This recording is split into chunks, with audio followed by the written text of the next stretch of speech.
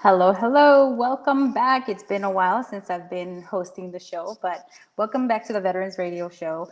We talk with heroes in action, making it happen for our veteran community. And I am your host, Dali Rivera. I want to welcome all of you who are watching live right now on Facebook, YouTube, Twitter, LinkedIn, Amazon Live, and of course, our podcast listeners. It means a lot to us that you make time to tune in. Because without you, honestly, we would not have anything to broadcast. So hit that subscribe button and please share this episode with another veteran. Let's hear your thoughts in the comments during the show. Do not be shy. We're going to have some great segments today. We're going to start off with Kelly Bagla from our Bagla law firm. And then we're going to have two special guests. We're going to have Nick O'Kelly, partner of Cadence Wealth Partner, and Derrick Udy, Chief Revenue Officer with Planstin Administration. So let's kick it off with Kelly with our legal segment. Hi, Kelly. How are you? Hello, darling. It's wonderful to see you. Yes, as always, it's great seeing you. And you always have such good information. Let's see, is Joel going to join us today? Because, he likes to partake in these conversations. Yes. But I am. I am. yes. I will not miss it. Hello, Joe. How you doing, Kelly? Wonderful. Thank you. All right, And so let's get started. yeah, I think we have some really good, interesting topics for our audience today. And Kelly, since um, again, as a very short introduction, but I would like to say that um, I am very proud to be your friend and for you to participate with us in all of our projects and during our shows, because Kelly is the best business attorney I met and is just a wealth of information, but also she speaks very clearly on how the law works. It doesn't give us the run around. You're just straightforward and put it all on the table so we can make our decisions. So again, thank you for being part of our community. Thank you so much, Joe. It's truly my privilege serving veterans and active duty members. And in fact, I love our veterans so much. As you very well know, I married a Marine. Right. And by the way, my husband sends his regards as always. Uh, Thank you. Before we go into today's legal segment, I do need to make a disclaimer. Any information that I do share on the show today is only for informational purposes. If you would require further information, please do contact us. And this information does not create an attorney client privilege. That being said, Okay. it is close to the end of the year. I don't know where 2024 went. I have no idea. I don't know what happened in October, but here we are. We're nearly at the end of 2024. And it's extremely important, especially this year, Joe, for for businesses to make sure that they're doing their last minute end of year filings. There's been a brand new filing, and it is through FinCEN. So FinCEN is Financial Crimes Enforcement Network, and you might have heard, or our audience might have heard something that's initialed BOI, right? So BOI Correct. filing, FinCEN filing, it's one of the same. BOI basically means beneficial owner information. So what FinCEN has done, they basically said that we need to make sure that we are fighting against crime, any money laundering subjects, any money laundering organizations that might be out there. So FinCEN is cracking down on that. That's the only reason. And it is a federal requirement. It's not a state requirement, it's a federal requirement. This federal requirement is only required, you are only required to file once with FinCEN, just once. Mm. And this filing pertains to corporations, US corporations, and US LLCs. It does not pertain to any foreign holdings. So, Joe, if you have a corporation in Ireland, because Ireland has the best tax laws, you do not Absolutely. have to disclose that to FinCEN. Any type of corporation, it's an Inc. It could be a corporation, it could be a INC, however the ending you have for your corporation entity. Corporations are required to file, and LLCs are required to file as well. And the filing is basically, one, you are registering the company. And two, you're basically letting FinCEN know who the beneficial owner is. This information is, we have been told by FinCEN that it will remain confidential. It will not be released to anyone. It's not going to be used against anyone. And this was actually, it was a sacred position for US companies to form and do business without letting the world know who the actual owners are. And for FinCEN to sort of step in and do this, I have my legal opinions about that, but this is a disclosure that really shouldn't have happened. But the fact that it is happening and it is a federal requirement, every business that is incorporated in the USA must file and must register by December 31st, 2024. If you do not file by then, there's going to be fees, fines, and penalties. So that's the biggest one. End of year filing. Make sure that if you are a corporation or an LLC, get your FinCEN filing in done ASAP. The second filing is especially for California clients, California businesses. If you are a corporation, you are required to file your statement of information with the Secretary of State. And for corporations, it's annual. So it's every year you must file that. If you do not file that, you will be fined $250. As opposed to if you do file it on time, then you only pay $25. Right? So you literally get $250 fine if you don't file that on time. For LLCs, the statement of information is filed every 2 years. Every 2 years. The other big necessary filing or actually internal filing that every corporation must do is to keep up with their annual minutes. There are two sets of annual minutes. There's the shareholders where they appoint the directors. That's one set. And then there are directors that appoint the officers. That's the second set of annual minutes. Every corporation that's incorporated in California and actually incorporated nationwide should always have their annual minutes. Why am I stressing that? Corporate law says we will treat your corporation completely separate from your personal assets. So when you do get sued, someone can only sue your corporation rather than you as a personal individual. However, there's always a however. Corporate law says you have to comply with what we are providing you. Otherwise, you will not get that protection. So one aspect of corporate compliance is you have to treat your company completely separate from yourself. There can be no commingling. You cannot pay your mortgage or your rent out of your business checking account. Cannot do that. You cannot get groceries or pay your phone bill or what have you if it's personal out of your business account. That is considered commingling. So that's one you can't do. Two, you have to treat the company as if it's separate from you, and it must have all of its internal documents. So internal documents, make sure that you have those before the end of the year. You should have bylaws. You've got organizational minutes. You should also have shareholder agreements. That's a biggie, guys. That's a massive one there, because now we're talking about SEC laws, rules, and regulations. And then every year, again, corporations, they must comply with corporate law doing their annual minutes. So the annual minutes are very, very important. Say a company's been in business for 15 years and they've never done annual minutes and they haven't been sued yet.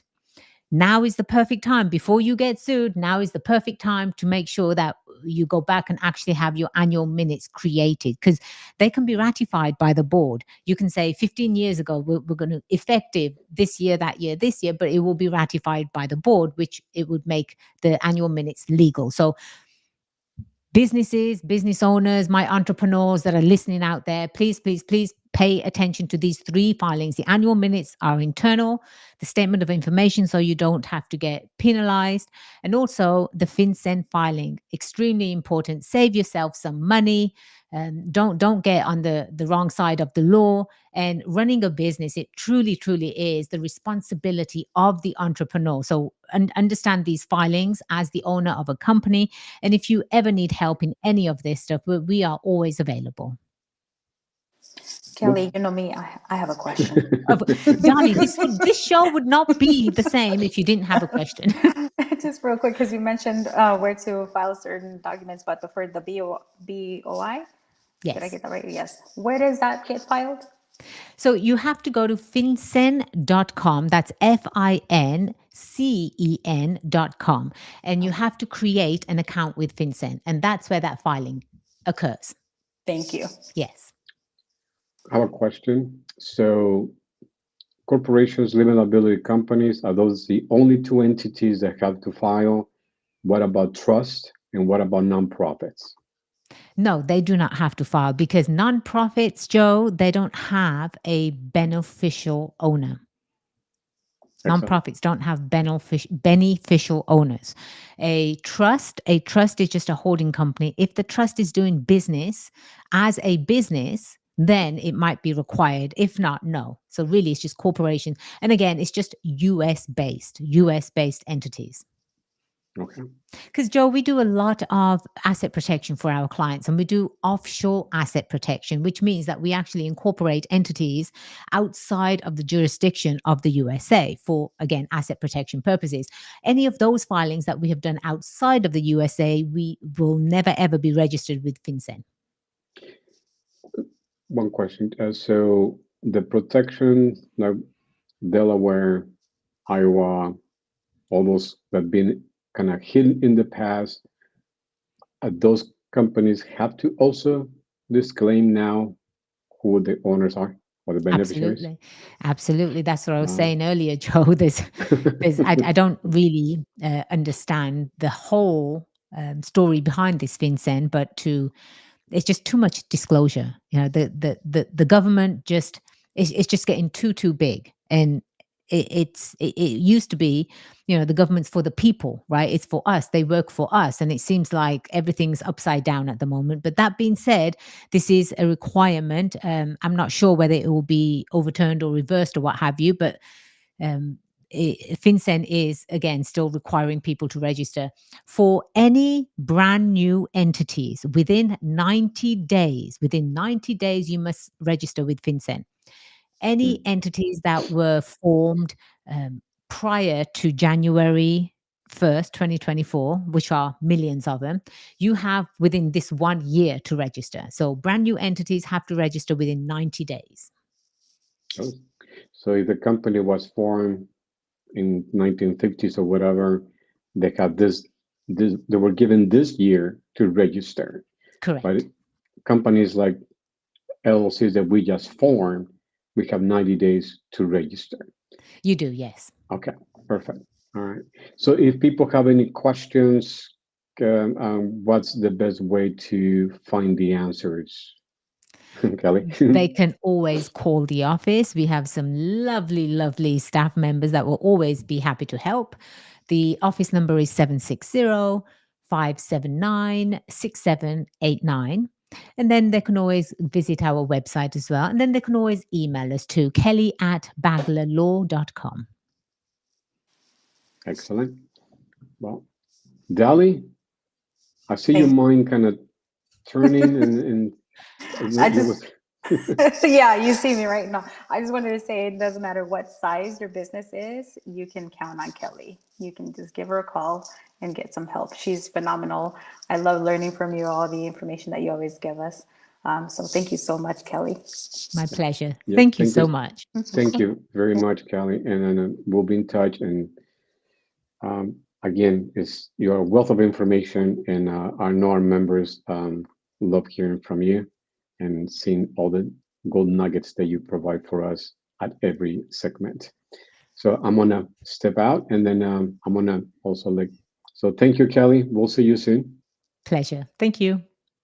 And we'll go ahead and move on now with our segment with our first guest. We have, let's see, Nick O'Kelly. He's a partner of Cadence Wealth Partner, and he's going to tell us a little bit about himself. But let me just say, he's a retired Green Beret and a 160th Night Stalker pilot, which is amazing. And he's got a passion for helping veterans achieve financial independence. And he's also an advocate for veterans' mental health and speaking out against mental health stigmas. So welcome to the show, Nick. How are you? I'm great. Thanks for having me. I appreciate it. Oh, we're very honored that you are making time to be here and share your resources. So tell us a little bit about how long did you serve in the military? I was in 13 years. Okay. So yeah, the first 5 was special forces. And then I went to flight school, and Mhm. then eventually made my way back into special operations with the 160th, and then got out after 13 years with them. Yeah, that's amazing. That must have been a really wonderful experience. Was there anything during that experience that made you realize, like, hey, there's a focus, we need to focus on mental health, or anything that led to where you are today? Yeah, so I had my own personal experience with all that. That's a whole rabbit hole. I could talk about that for a whole hour long podcast. But long story short is I dealt with my own depression, anxiety struggles for multiple years while I was still high performing, still doing the mission, and still kind of staying in the fight.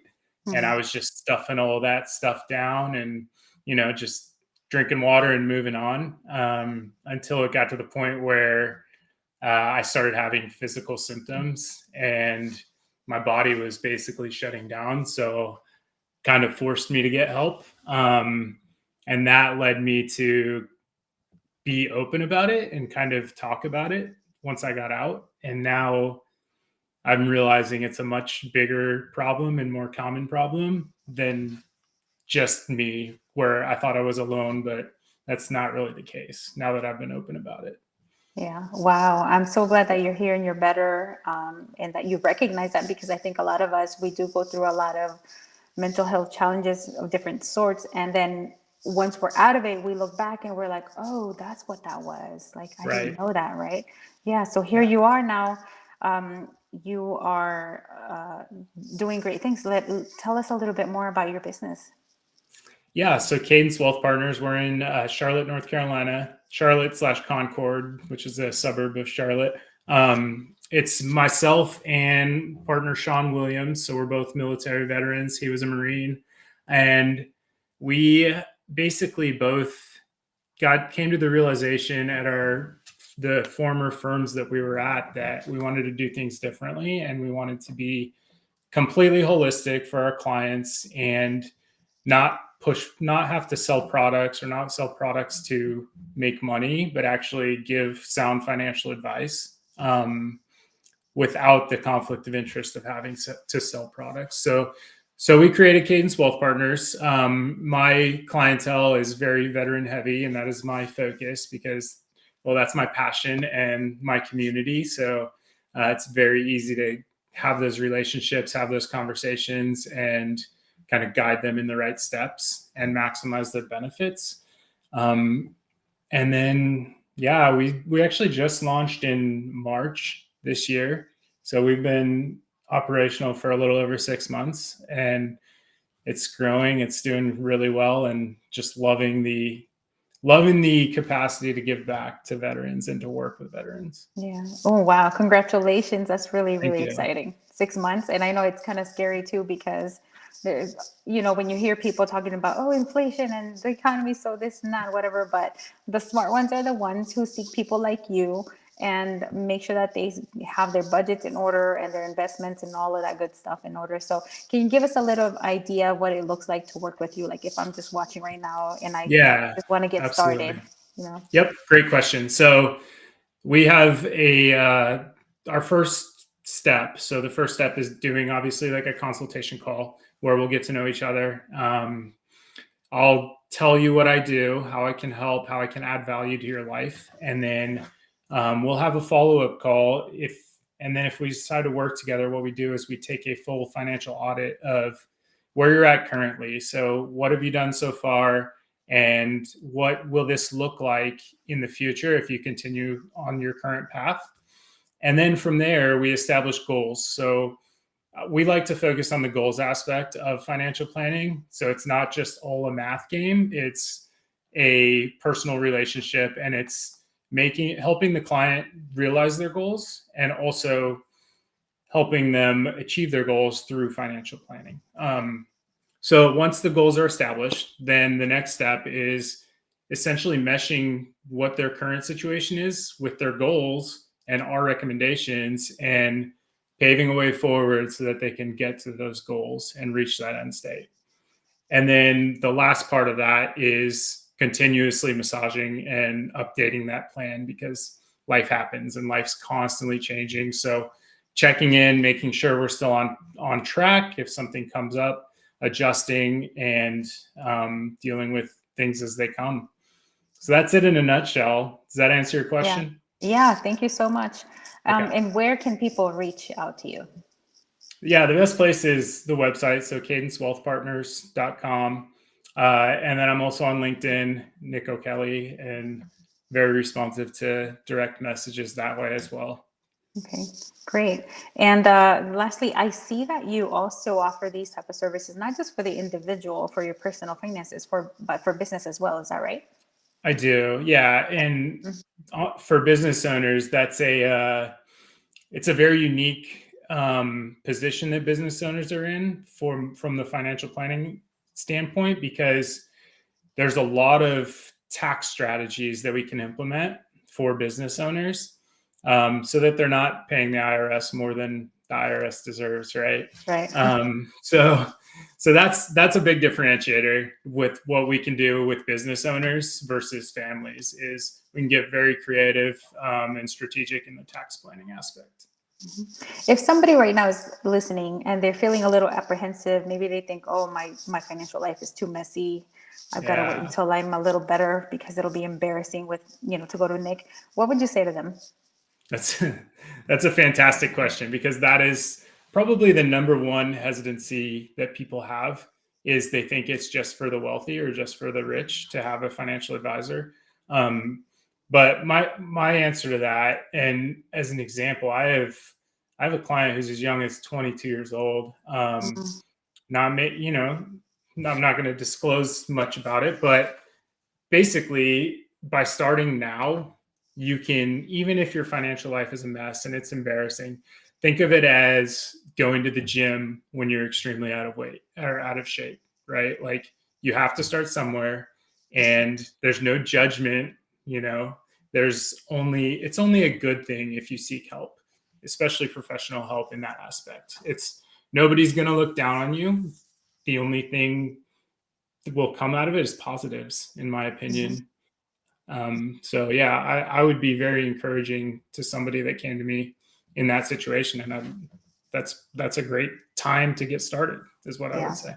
Yeah, I agree. And I have been that young 20-some-year-old where I was like, oh my gosh, I made a hot mess out of my financial life and I need direction. And I was too embarrassed, but I went out and I did reach out for help, and thank goodness that I did. Good. I know a lot of people don't, but yeah. So I'm just going to mention go ahead. Real quick, just because one of the biggest problems is we're not really taught how to manage money or how to invest money or any of these things, which is kind of wild because money revolves around everything. So yeah, if you're apprehensive at all or whatever, I say just jump in, talk to somebody, get started somewhere. Right. Yeah. And it definitely impacts your mental health. So it's better to just know that you're on a plan than not. Yeah. So I'm just going to mention your website one more time, cadencewealthpartners.com. So everybody, hey, if you're listening, or if you have a young one that's apprehensive, just encourage them to reach out to Nick and set up that first appointment. And Nick, thank you so much for coming on here and sharing this very valuable resource. And thank you for your support. Absolutely. Thanks for having me. I appreciate it. Well, we're going to move on now to our second guest. We have Derrick Udy. He's the Chief Revenue Officer with Planstin Administration. So welcome, Derrick. How are you doing today? Doing great. It's great to be with you. Thank you for having me, especially after Veterans Day. It's exciting. Yeah, definitely. Yeah. So tell us a little bit about yourself. How are you affiliated to the military? Wonderful. Well, my father, as well as the founder, his father, we're brothers, by the way, served in the military, the Army. So he retired from the Army. He was enlisted back in the Vietnam War, and then eventually became an officer and retired and worked for the Department of Energy. But so he's a veteran, and when I heard about this opportunity in this show, I was excited to connect with veterans for sure. Yeah. Thank you so much for being on here. So I was checking out your website. It's planstin.com. And I see that you offer healthcare insurance to small businesses. Is that right? Can you tell us a little bit about that? Yeah, absolutely. I'll just share a little about what we do and why that's important. A lot of businesses, either because they're required to offer benefits once they reach a certain size, or they want to offer benefits to help with the attrition of employees or to recruit and attract better levels of talent, they need benefits. And so we are a third party administrator of those benefits. And sometimes when I say that, folks go, what does that mean? What kind of benefits? Well, it's just like what you might think. So everything from medical, dental, vision, 401k, all of that. We do have a brokerage arm, so we can broker any kind of benefits, the world of benefits, as I like to say. We also have an arm that's dedicated for individuals. So if individuals need plans, we can help them with different plans, including alternative plans like direct primary care memberships or health shares. And so we are unique in that we cover the full spectrum. But my particular role is working with businesses to help put business plans or benefits in place for their employees. Okay. So I don't know anything about that yet. I have my own business. I'm self-employed. I don't have, employees yet. So um, this is just me not knowing anything. So bear That's with all me. right. So at A what lot of point, me as a business owner, should I reach out to you once I start, getting employees? Yeah. So, it's interesting is a lot of smaller employees like yourself. I mean, you might need benefits still, and so we could still help you, even if it's not on a business plan. But as you start to grow and hire employees, what we typically hear is there's a lot of barriers to entry. Maybe it's compliance related. Costs certainly are, it's a prohibitive environment. I mean, the average family plan costs businesses north of $2,000 a month for coverage, right?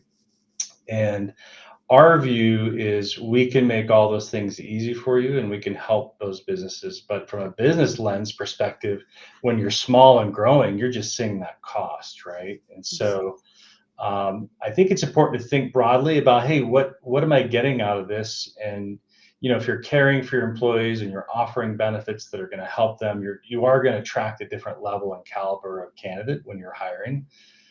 And then, of course, your retention rate improves. And there's a cost associated with turnover, as we know. But we do also bring to the table those alternative benefits, which do have lower price points that can help folks as well if they're interested or they're really cost conscious. So that's something else that's unique about us. Okay. Wow. See, I didn't even know that there was um, costs associated with overhead, which makes sense now that I think about it. So for that reason alone, I would say people reach out to Derrick and ask all those questions, because it can be kind of scary to be that new business owner who's hiring people now and then not knowing what to ask, or how I can save money. Um, so would you say that's your number one type of clients? Well, Dolly, I probably should say that one of our core beliefs is that we believe the healthcare system is broken. So I think let's start there. And when we talk to HR managers and business owners, there's a lot of concerns. Maybe it's the network restrictions, right? The way this work is, costs just keep going up. And often what providers or brokers will do is they'll work with groups, their HR managers or owners, to say, okay, how can we keep your plan from going up 15 or 20% in cost this year? And then they start pulling on certain levers to help bring down the cost. Like, hey, let's restrict the network some more. Let's raise your deductibles. Let's limit your plan, right? It's the plan design that starts to change. And so the end result of this broken system is that every year the benefits tend to decrease in value, but also the costs keep going up. And we could spend the whole rest of the show and then more talking about the reasons why the system is broken. But what we do is we put plans in place and strategies to help businesses reduce those costs long term. We have all of our plans have an open network, so employees can go wherever they need without worry about, is this person in network or not. And then we allow businesses to not only offer those traditional plans that you and I and most Americans are familiar with, but if someone needs or wants something different, they can. Hundreds of millions of Americans are offered their benefits from work, and they get what they're offered, right? Mm-hmm. And our view is, hey, if you can expand that window, expand that offering a little bit, allow some different types of benefits in there, you'd be surprised. The 27-year-old that's fresh off their parents' plan, they may not need a traditional plan. They probably need something, but maybe their coverage is different. And so you allow them to get what they want to buy. Costs go down for the business, and costs go down for the employees as well. So that's something else that's unique about us. Wow. Yeah. Thank you for explaining that. And I see that you offer so many different products. You do the healthcare plans, preventive series. Can you tell me a little bit about what that is?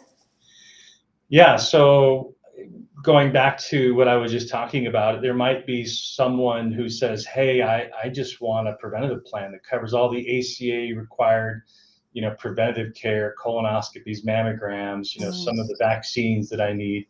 And maybe they'll take that and pair it with something else that covers in case there is a surgery or something along those lines that's big, right? And so we have those options as well as the traditional coverage.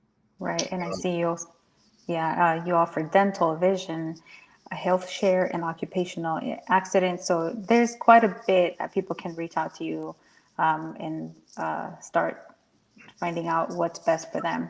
Absolutely. If a business is interested, our website, as you mentioned, Dolly, www.planstin.com. Planstin comes from a plan that's distinct. We allow businesses to build the plans that make sense for them and their employees. And we have things that are not on our website, of course, that we can also bring to play for businesses to help them out.